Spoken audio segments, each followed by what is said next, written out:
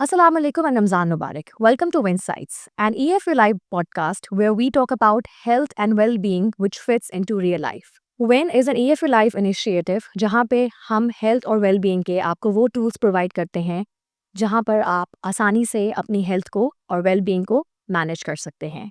Because why healthcare should start at hospital when it can easily start at the doorstep of your house. Ramzan is a month जहाँ पे हम spiritual reset, discipline और reflection की बात करते हैं. वहीं पे बहुत सारे लोगों को फटीग और लो एनर्जी लेवल्स को भी फेस करना पड़ रहा होता है. इसी बात को आज हम लोग डिस्कस करेंगे अपनी आज के एपिसोड पे, जहाँ पे हम आपको टिप्स और प्रैक्टिकल टिप्स बेसिकली देंगे अपनी न्यूट्रिशन को, अपने रूटीन को बेहतर मैनेज करने के लिए. To help unpack this we are joined today by Hiba, who is a registered dietitian and nutritionist. Welcome Hiba. Please introduce yourself. Okay, yeah, I am senior dietitian at the Bard Institute and I'm working there since 5 years. Hiba, thank you so much for joining us today. तो हिबा, आज हमारा topic जो है वो nutrition के बारे में है और रमज़ान में किस तरह से हम न्यूट्रिशन को बेहतर केटर कर सकते हैं. एक जो बहुत कॉमन एक सवाल आता है वो ये आता है कि बहुत से लोग समझते हैं कि मेटाबॉलिज्म जो है हमारी बॉडी का वो स्लो हो जाता है रमज़ान में. हाउ ट्रू और untrue is this? Scientific evidence के मुताबिक 12 to 24 आवर्स में मेटाबॉलिज्म स्लो नहीं होता है और रमज़ान के हमारे नॉर्मली जो फास्ट होते हैं वो 12 आवर्स to 14 आवर्स के दरमियान होता है. राइट. तो इसमें मेटाबॉलिज्म स्लो नहीं होता. लेकिन जो हमारी लॉन्ग टर्म फास्टिंग है that is more than 24 hours, तो वो हमारे मेटाबॉलिज्म को इफेक्ट करता है. राइट. अच्छा, ऐसा क्यों होता है कि रमज़ान में कुछ लोग एनर्जेटिक फील करते हैं और कुछ लोग के एनर्जी लेवल्स बिल्कुल ही कम हो जाते हैं? तो क्या इसका भी कुछ मेटाबॉलिज्म से ताल्लुक है या इसमें कोई और साइंस है? इसके बारे में प्लीज़ बताइए. देखिए, ड्यूरिंग फास्ट हमारे इंसुलिन लेवल्स लो हो जाते हैं और हमारी बॉडी फैट को एज अ फ्यूल इस्तेमाल कर रही होती है, जिसकी वजह से मेंटल क्लैरिटी भी हो रही होती है, जिसकी वजह से हम लाइट भी फील कर रहे होते हैं. लेकिन जब हम सहरी बहुत ज़्यादा हैवी करते हैं, बहुत रोगनी चीज़ें खा रहे होते हैं, बहुत ज़्यादा रिफाइंड कार्ब्स खा रहे होते हैं, तो उसकी वजह से हम बहुत लेथार्जिक फील कर रहे होते हैं. तो हमारे पूरे रोज़े में बहुत ज़्यादा डाउन और बहुत ज़्यादा लेज़ी फील कर रहे होते हैं. इसी तरह फिर इफ्तार में भी होता है कि हमने पूरे दिन फास्ट किया, हमारी जो है एनर्जी लेवल्स लोअर साइड पे हो गए, तो हम फिर ओवर ईट कर लेते हैं.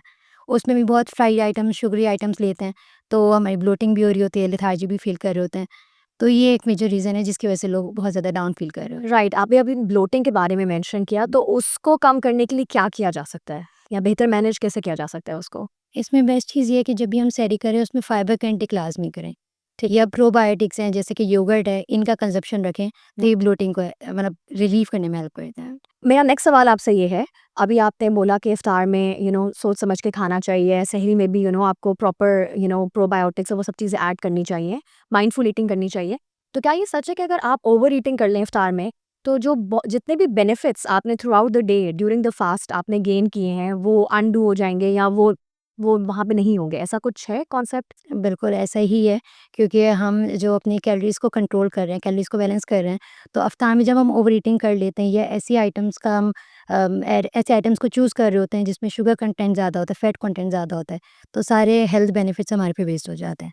इसमें रिस्क ऑफ वेट गेन हो जाता है, इसमें आपकी शुगर स्पाइक हो सकती है, इसमें जो कोलेस्ट्रॉल लेवल्स हैं, डीप फ्राई आइटम्स का कंजप्शन ज़्यादा होता है, तो उससे कोलेस्ट्रॉल लेवल्स इंक्रीज़ होने का रिस्क होता है. शुगरी ड्रिंक्स हैं तो उससे आपके ब्लड शुगर्स बढ़ने का रिस्क ज़्यादा होता है. फिर ओवर ईटिंग कर रहे होते हैं तो वेट गेन का रिस्क ज़्यादा होता है. अच्छा, this is something very interesting क्योंकि ज़्यादातर लोग जिनसे मैंने सुना है वो कहते हैं कि रमज़ान के बाद हमने वेट लूज़ किया है. आपने बोला कि यहाँ पे वेट गेन का भी चांस होता है, बिल्कुल. तो वो किस तरह से होता है और उसको किस तरह से बेहतर मैनेज किया जाए? नहीं, इसमें कैलोरिक बैलेंस एक चीज़ है, उसको हमें देखना होता है कि हम जितना कंज़्यूम कर रहे हैं, जितना हम बर्न कर रहे हैं ड्यूरिंग द फास्टिंग, तो इसको बैलेंस करना बहुत ज़रूरी है. अगर हमने पूरा दिन कुछ नहीं खाया और हम इफ्तारी में एज़ अ रिवॉर्ड फिर ओवर कंज़म्पशन कर रहे होते हैं, तो ये गलत कॉन्सेप्ट है. उसमें हम माइंडफुल ईटिंग कर रहे हैं, हमारे हेल्दी चॉइसेस हों, तो वेट लॉस भी किया जा सकता है. बिल्कुल, I think that's a very good suggestion. अच्छा, क्योंकि अभी रमज़ान जो है वो पीक समर्स में नहीं आया, ठीक है? और अब आगे भी विंटर्स की तरफ जाएगा, तो क्योंकि ईटिंग विंडो बहुत कम होती है और इस सीज़न में, इस वेदर में प्यास नहीं लगती है और आम दिनों में भी हम लोग की पानी की कंज़म्पशन काफ़ी कम हो रही होती है. लेकिन रमज़ान के दौरान स्पेशली सहरी के वक़्त में क्योंकि वो विंडो कम होती है, हमारी कोशिश होती है कि हम ज़्यादा से ज़्यादा पानी पी सकें. लेकिन नहीं पिया जाता बिकॉज़ वो नेचुरली प्यास नहीं लग रही होती, तो उसको किस तरह से बेहतर किया जा सकता है? देखिए, हम ये समझते हैं कि सहरी में हम बहुत ज़्यादा अगर वाटर इनटेक करेंगे तो वो हम उसको स्टोर कर लेंगे और थ्रू आउट डे हमें प्यास नहीं लगेगी। राइट। ये भी एक गलत कॉन्सेप्ट है।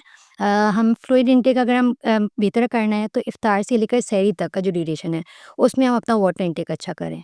और ऐसा नहीं है कि एट अ टाइम हम बहुत ज़्यादा फ्लूइड ले लें, एक वक़्त में 2 से 3 ग्लासेस लिक्विड ले लें, तो वो इफ़ेक्टिव नहीं होगा। जैसे कि इफ्तार में हम हेल्दी बेवरेजेस ले सकते हैं, हम शेक्स ले लिए, हमने सत्तू ले सकते हैं, लेमन वाटर है या कोकोनट वाटर है। तो इससे आप अपनी हाइड्रेशन को मेंटेन कर सकते हैं। प्लस सहरी में लस्सी ली जा सकती है या जो water based water based fruits होते हैं, जैसे कि बेरीज़ हो गए, लेमन्स हो गए, या जो लोग डायरेक्ट लंच डिनर कर रहे होते हैं इफ्तार में, तो वो सैलेड्स का इंटेक रख सकते हैं, खीरा वगैरह या डिफरेंट चीज़ें इस तरह ले सकते हैं ताकि उनकी हाइड्रेशन मेंटेन रहे। इसमें ये है कि जब हम सॉल्ट इंटेक ज़्यादा रखते हैं तो हमारी फीलिंग ऑफ थर्स्ट बढ़ जाती है। तो ये भी कोशिश करनी है कि हम सहरी में बहुत ज़्यादा सॉल्टी फूड्स ना लें, बहुत ज़्यादा फ्राई आइटम्स ना लें। खजला है, फीनी है, इस टाइप की जो रोकनी चीज़ें होती हैं, उनका कंज़प्शन करने से भी रोज़े के दौरान प्यास बढ़ जाती है, तो इसका भी ख़्याल रखना है। प्लस कैफ़ीन का भी ध्यान रखना है कि अगर बहुत ज़्यादा आप कैफ़ीन रिलेटेड चीज़ें लेते हैं, कॉफ़ी का इंटेक ज़्यादा रखते हैं, तो उससे भी बॉडी का वाटर लॉस होता है, तो वो भी आपकी जो है फीलिंग ऑफ थर्स्ट को बढ़ा देती है। रोज़ा खोलने के टाइम पर जब हमें फ़ील हो रहा होता है हम बहुत ज़्यादा लेथार्जिक फ़ील कर रहे हैं, हमें बहुत ज़्यादा एनर्जी की ज़रूरत है, तो हम कोई एनर्जी ड्रिंक सोचते हैं कि ये हम कंज़्यूम कर लें, तो उस टाइम पर हम लाल, पीले, नीले, हरे इन शरबत का कंज़प्शन कर रहे होते हैं। लेकिन इसमें शुगर कंटेंट बहुत ज़्यादा है, तो आपके शुगर को स्पाइक कर सकते हैं। उसके कंपैरिज़न में जो लीमू पानी है, फ्रेशली प्रिपेयर्ड लीमू पानी, जिसे ऑर्गेनिक लीमू पानी आप कह सकते हैं, या लस्सी है, कोकोनट वाटर है, सत्तू है, इनका कंज़म्पशन रखें तो ज़्यादा बेहतर है, क्योंकि शुगर स्पाइक भी नहीं करेंगे, आपको एनर्जी भी देंगे और इलेक्ट्रोलाइट्स को भी बैलेंस करेंगे। अच्छा, मेरा नेक्स्ट सवाल ये है कि अगर रमज़ान में कोई प्रैक्टिकल टिप्स हों जो आप देना चाहें कि जिससे आप जितने भी लोग हैं वो अपने वेट जो है उसको हेल्दी तरीके से मेंटेन कर सकें, तो वो आप हुँ। क्या देंगी? इसमें सबसे इम्पोर्टेंट ये है कि हमारा प्रोटीन का कंज़प्शन अच्छा होना चाहिए। हम रमज़ान में अक्सर भूल जाते हैं कि हमें प्रोटीन भी लेना है, और वो आपको फीलिंग ऑफ सैटिस्फैक्शन देती है। स्पेशली अगर हम सहरी में एग ले लें या मीट बेस्ड कोई आइटम जैसे कि कबाब ले लिया या योगर्ट का इंटेक कर लिया, तो इससे ये होता है कि थ्रू आउट डे आपको ज़्यादा भूख भी नहीं लगती है, सैटिस्फैक्शन वाली फीलिंग भी रहती है, और आपका मसल मास भी लॉस नहीं होता है। राइट। एंड फाइबर का इंटेक भी लाज़मी होना चाहिए। इससे भी है कि आपको सैटिस्फैक्शन वाली फीलिंग्स आती हैं, प्लस ब्लड शुगर स्पाइक नहीं होती, आपको डाइजेशन के इश्यूज़ नहीं आते हैं। अच्छा, एक क्वेश्चन मेरा जेन ज़ी के हवाले से है कि उनकी रूटीन बेसिकली जो मैंने अभी देखी है, आपने भी देखी होगी, वो ये होती है कि लाइक वो इफ्तारी से लेके सहरी तक सोते नहीं हैं। मोस्ट ऑफ द किड्स जो जेन ज़ी के बच्चे हैं, वो जागते रहते हैं और स्लीप उनकी साइकिल उससे ख़राब होती है, इनफ स्लीपिंग आवर्स नहीं होते हैं और फिर सहरी की और उसके बाद सो गए। तो इस abnormal sleep pattern not just restricted to gen Z but overall जो लोग इनफ स्लीप नहीं ले रहे, उसका क्या इम्पैक्ट आता है रमज़ान में उनकी हेल्थ पे ओवरऑल? देखिए, इसकी मल्टीपल चीज़ें हैं। एक तो प्रॉपर स्लीप नहीं होगी, तो हमारा एक हार्मोन है कॉर्टिसोल, वो रिलीज़ नहीं होता है, ओके। जिसकी वजह से बहुत सारे हेल्थ इश्यूज़ बढ़ जाते हैं, जैसे वेट गेन का रिस्क ज़्यादा होता है, डायबिटीज़ है, हार्ट इश्यूज़ है, इनके रिस्क बढ़ जाते हैं।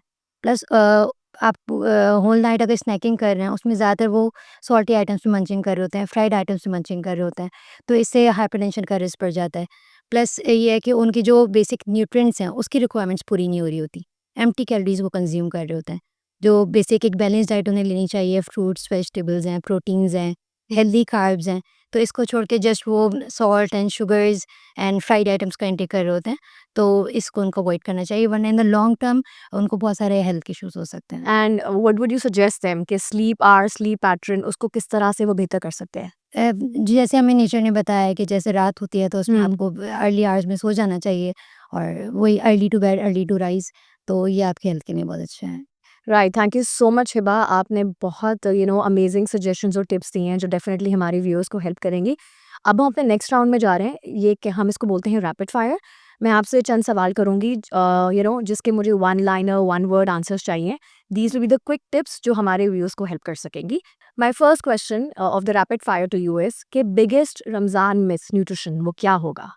कि हमारा वेट लॉस के बगैर कोशिश किए रमज़ान में हमारा वेट लॉस हो जाता है, लेकिन इसमें रियलिटी ये है कि हमें कैलोरी को बैलेंस करना पड़ता है। सो मेहनत फिर भी करनी है चाहे कुछ भी हो आपको। You have to be very mindful about what you eat. My next question is one इफ्तार हैबिट जिसका नुकसान ज़्यादा है लेकिन फ़ायदा कम है। कि हम एम्प्टी स्टमक में बहुत ज़्यादा फ्लूइड का इंटेक कर लेते हैं या बहुत ज़्यादा फ्राइड आइटम्स का इंटेक कर लेते हैं। तो ये एकदम से शुगर स्पाइक भी करती हैं, जिसकी वजह से हमारे इंसुलिन लेवल्स भी बढ़ जाते हैं और साथ में फिर ब्लोटिंग और लेथार्जिक हैवीनेस भी फील होता है। तो फर्स्ट इमीडिएट स्टेप क्या होना चाहिए to break the step which is the safest? The best thing is कि आप सुन्नत के मुताबिक खजूर से रोज़ा खोल लें और गिलास पानी पिएँ और कोई भी फाइबर रिच चीज़ लें जो आपको at the same time nutrition भी दे रही हो। लाइक फ्रूट चाट का एक बोल ले सकते हैं, छोले की चाट का एक बोल ले सकते हैं, ओके। बीन्स ले सकते हैं। तो these are healthy options. Right. और अगर फ्राइड आइटम्स भी लेना चाहते हैं तो बिल्कुल मना नहीं है, just limit the portion. Like 2 से 3 पकौड़े ले सकते हैं या कोई एक आध समोसा ले सकते हैं। 1 फ्राइड एट अ टाइम, मतलब fried item at a time.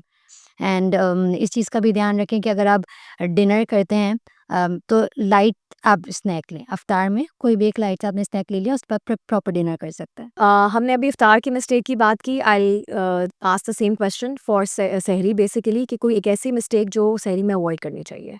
सहरी में कि हम रिफाइंड कार्ब्स का कंजप्शन ज़्यादा कर रहे होते हैं, मैदे से बनी हुई चीज़ें ज़्यादा ले रहे होते हैं, वो अवॉइड करनी चाहिए। इसके बजाय अगर फाइबर वाली चीज़ें लाइक चक्की के आटे का पराठा है या प्रोटीन का इंटेक अपना बढ़ाएँ, लाज़मी प्रोटीन रखें ताकि आपको पूरे दिन जो है वो एनर्जी प्रॉपर मिलती रहे। हमने हाइड्रेशन पे काफ़ी बात की, लेकिन अगर मैं इसको कंसाइज़ करके आपसे पूछूँ कि बेस्ट हाइड्रेशन टिप अगर आप कोई देना चाहें तो वो क्या होगी? एट अ टाइम बहुत ज़्यादा पानी पीने की कोशिश ना करें। ओके। इफ्तार से लेकर सहरी तक अपने वाटर इंटेक को डिवाइड करें और just not focus on water. कोई भी हेल्दी बेवरेज जैसे कि लस्सी है, नींबू पानी है, नारियल पानी है, इन वाली चीज़ों का कंजप्शन रखें। प्लस फ्रूट्स एंड वेजिटेबल्स का इंटेक रखें, उससे भी आपकी हाइड्रेशन मेंटेन रहेगी। हमारा एक क्वेश्चन होता है जो हम अपने हर गेस्ट से पूछते हैं, कोई उसको हम कहते हैं विन मंत्रा।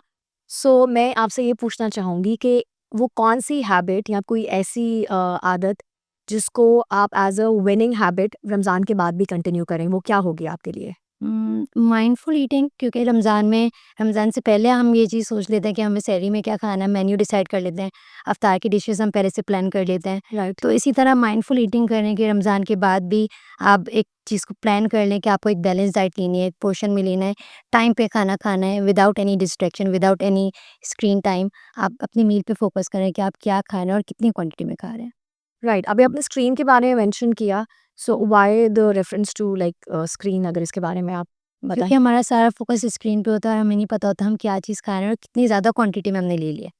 तो हमें सिटाइटी वाली फीलिंग नहीं आती। तो हमेशा फ़ोकस के साथ, इसी को हम माइंडफुल ईटिंग कहते हैं कि फ़ोकस के साथ आप लें ताकि आपको आइडिया हो कि आप क्या ले रहे हैं। Right. Thank you so much Hiba, it was so nice having you.